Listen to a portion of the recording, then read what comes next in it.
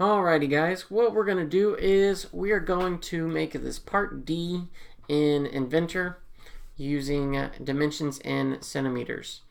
I've got this corner bracket overall, and what I'm going to do is I'm going to start with this front face, and then I'm going to extrude the whole thing, use subtractive modeling, and I'm going to take this corner chunk out. You'll see what I mean here in a moment. So the first thing I'm going to do is I'm going to go to New, and I'm going to go to Standard. I'm going to click on Metric and click on Standard Millimeter IPT and click Create.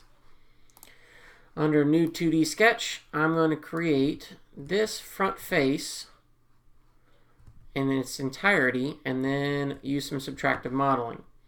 So what I'm going to do is create a line, and I'm going to create my square overall. Alright. And then I need to add half of a circle on top of it. Now, so I've got my square, and I'm going to add this half line on top of it. What I'm going to do is I'm going to click on line, click on this corner, and then drag. I'm going to hold the mouse button down. This allows you to make circles or arcs in Inventor easily. So what I'm going to do is drag this over and hit OK. Now that I got that piece in there, I'm going to trim up my lines a little bit, and I don't need that center piece at all. Now what I'm going to do is I'm going to, before I insert this little hole part, I'm going to dimension my whole thing overall, and then find my pieces from there.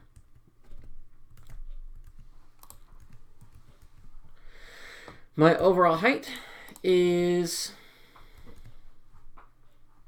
15 centimeters, so that's 150 millimeters. I'm going to type in 150. It's going to look a little bit odd on you until you start typing in more dimensions. And then it looks like my overall width here is 3 centimeters plus 17.5. But I'm actually going to go from this 10 marker here because it's the center of my circle. That's where I drew my square from. So the dimension of this line is actually going to be 130 millimeters because it's the 3 here plus the 10 to the middle of the circle. And that's that middle of the circle right there. This line over here is going to be 130 as well. Click OK. Now as far as my circle goes, I want my circle to have an overall distance between the top of it and the base to be 17.5. Or my radius right here of my circle to be 17.5 minus 10, and that would be 7.5. So I'm going to click Dimension or hit D, and I want my radius here to be 75 millimeters. Alright. Now what I have done is, since I've already dimensioned the rest of it, this circle has to be 75 millimeters. So if you try to over dimension the sketch, it's going to say adding this dimension will over constrain the sketch, and we don't really need that. Once you see all blue, you're totally dimensioned, you're good to go. I am going to add the center circle here though. So I'm going to click on the circle button. From the center here, we want a circle to take out. Now the radius of that circle is 10 centimeters, so it's going to be 100 millimeters. So I'm going to dimension and type in 100. And there we go. Hit Finish Sketch, zoom out a little bit, and extrude. Now my extrusion is going to be a distance of 13 centimeters, so 130 millimeters. Now I've got my piece overhaul, but what I'm going to do now is I'm actually going to extrude from the top.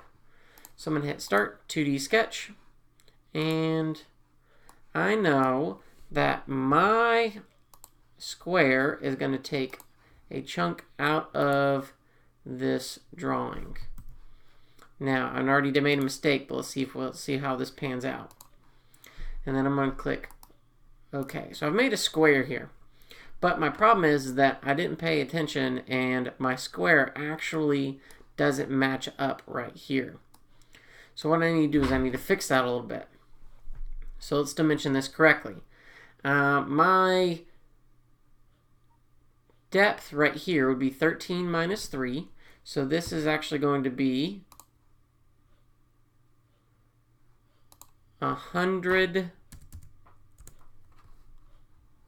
millimeters. And this piece right here is going to be, my total width is, looks like 20.5. And so I'm going to this is going to be 775 millimeters. Now we start to notice that something interesting happened here. All right, I don't like this line, so what I'm going to do is I'm actually going to delete it. I know it doesn't like it. And Inventor already threw in some constructions line for me. I don't like those as well. And what I'm going to do now is I'm going to go ahead and finish up my lines.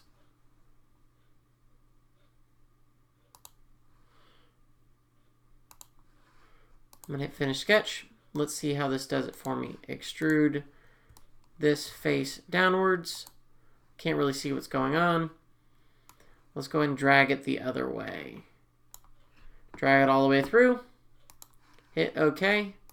And what I've got right now is my piece. Now, what it looks like in the drawing file looks a little bit like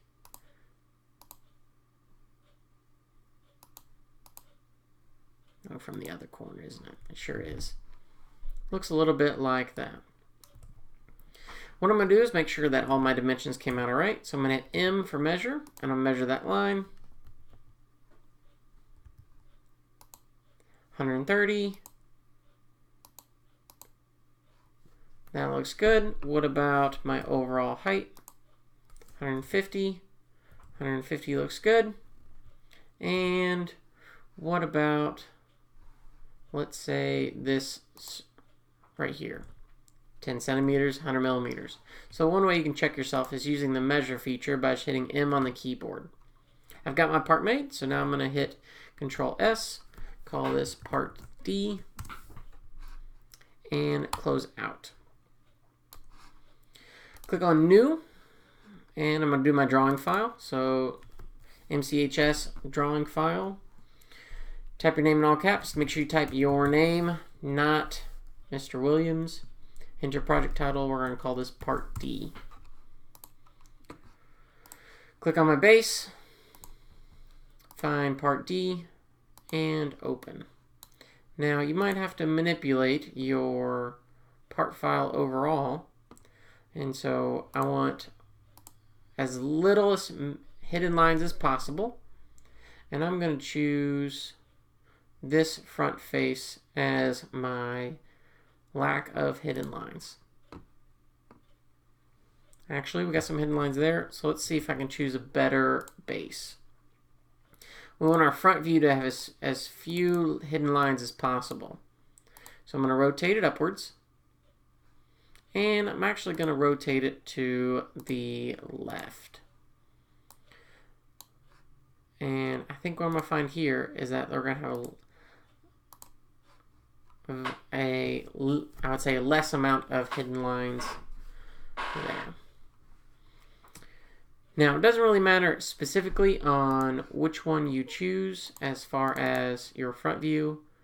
There is, I say often, best choices, but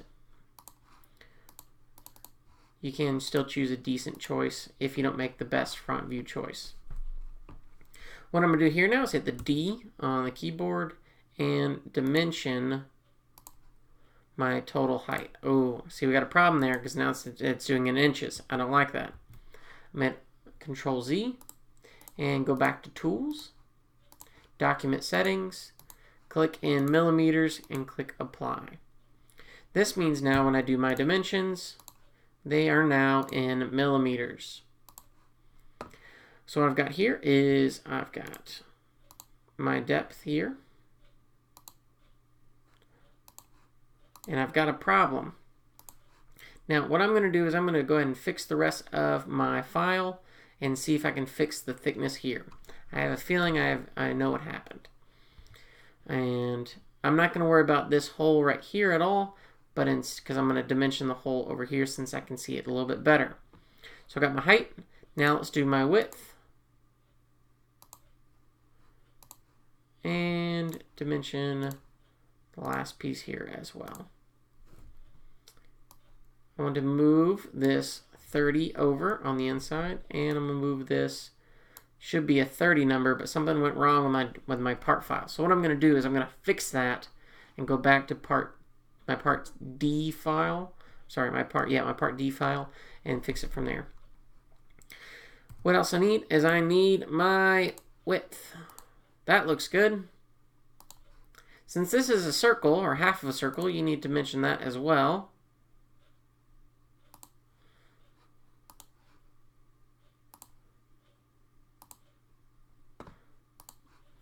And it looks like this lip is covered over here. This circle is covered over here. And we're looking pretty good. Now, one thing I want you to work on is throwing in center line. Since I have I have a hole, a circular hole. What we're going to do is, alrighty guys, what I'm going to do here overall is I'm going to show you how to, a shortcut way to throw in your center lines. So I'm going to right click and on my view, click automated center lines and add my projections in.